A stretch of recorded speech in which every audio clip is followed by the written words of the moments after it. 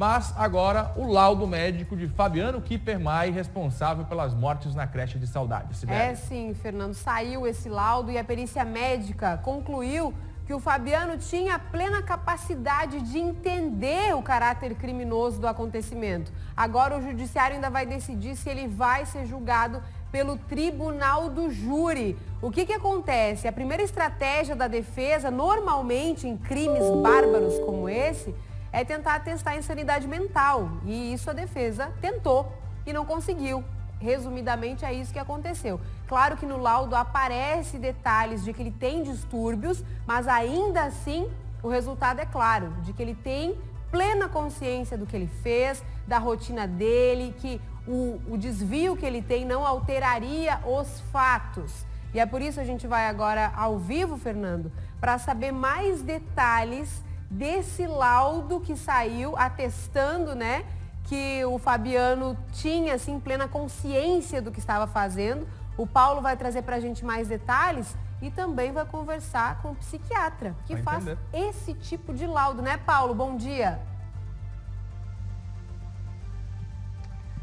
Bom dia, Cibele, bom dia, Fernando, bom dia a todos que nos acompanham aqui no SCC Meio Dia. É isso mesmo, a perícia médica oficial concluiu que Fabiano Kippermayer, autor da tragédia em Saudades no oeste do estado, ele tinha plena consciência do crime que estava cometendo. A partir de agora, então, a perícia vai ser anexada ao processo judicial e o juiz, então, vai decidir se o tribunal do júri vai julgar o criminoso, conforme o Ministério Público do Estado pediu. E para saber um pouquinho mais sobre como funciona essa perícia, a gente vai conversar agora com o psiquiatra do Hospital de Custódia, Mário Afonso Maluf, que é especialista também no assunto. Bom dia, Mário, tudo bem? Bom dia, Paulo. Como funciona esse tipo de exame pericial para testar se uma pessoa tem consciência do crime que está cometendo ou não? Bom, bom dia a todos, né? Essa é uma dúvida muito comum, porque em psiquiatria, grande parte dos processos não são feitos através de exames, de imagem, de laboratório, né? São simplesmente pela entrevista, que é o exame psiquiátrico, e também que nós chamamos a linha da vida, ou seja, o histórico do paciente, né? E a questão de ser imputado a responsabilidade ou não ser imputado a responsabilidade requer uma análise da consciência do momento, né? Então a gente tem que analisar aquele determinado momento. E isso independe, inclusive, do paciente ter ou não alguma patologia. Ele pode ter transtorno de ansiedade, ele pode ter transtorno bipolar, ele pode ter transtorno de obsessivo compulsivo. Isso são patologias que podem estar agregadas num determinado paciente. Isso não impede dele ter noção do que está fazendo.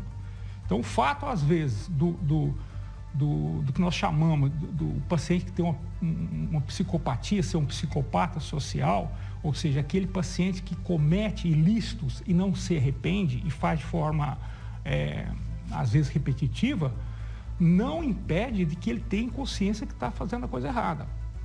Então, nas devidas proporções, nas devidas colocações, por exemplo, o índio da Amazônia, ele não aculturado, o que acontece? Ele pode cometer um crime dentro da cultura dele e não ser colocado como culpado. Por quê? Porque a cultura dele não ensinou dessa forma, né? A nossa cultura, ela é contra tudo isso que esse paciente fez, né? Então, a história da vida que, vamos dizer assim, que aloca o paciente na sociedade é importante para definir também a culpabilidade ou não do paciente, né? Então, de forma geral, o paciente psiquiátrico, ele é avaliado dentro de um contexto, primeiro, do momento, segundo, do histórico do paciente e do momento do paciente. Então, às vezes, o paciente pode encontrar insurto psicótico, sim ou não? Então, tem que ser avaliado. O paciente pode estar alcoolizado, sim ou não? Então, alguns pacientes, por exemplo, acometem crime alcoolizado, são atenuantes, mas não tira a culpabilidade. Então, quando se fala que o paciente não tem culpa, ele tem que ter uma série de sintomas e de histórico para dizer isso sim ou não. No caso específico desse paciente, o psiquiatra analisou os aspectos históricos do paciente, o momento do paciente, independente dele ter ou não uma determinada patologia. Isso não impediu dele ter noção que ele estava cometendo uma coisa errada. Isso é básico, né? Apesar de que o que ele cometeu nos choca. Então, de forma individual, para uns não chocam, né? Então, tem pessoas que cometem crimes, desvios de milhões de reais aí, que poderiam ter comprado equipamentos para salvar vidas, né? E é uma forma, vamos dizer assim, de ter o comportamento errado e ter lucidez do que está fazendo, né? Então, nas devidas proporções. Então, é importante definir. Não é se fez só coisa errada, é se o fato de ter feito coisa errada, ele tinha consciência ou não do fato. Perfeito. Muito obrigado, então, Mário. É isso, Cibele. Fabiano Kippermayer, então, o juiz vai decidir se ele vai ser julgado pelo Tribunal do Júri, conforme o Ministério Público pediu, com 5 homicídios realmente praticados e 14 tentativas de homicídio contra outras pessoas. A gente volta com vocês aí no estúdio. Obrigada, Paulo, pelas informações e pela explicação, né, do doutor.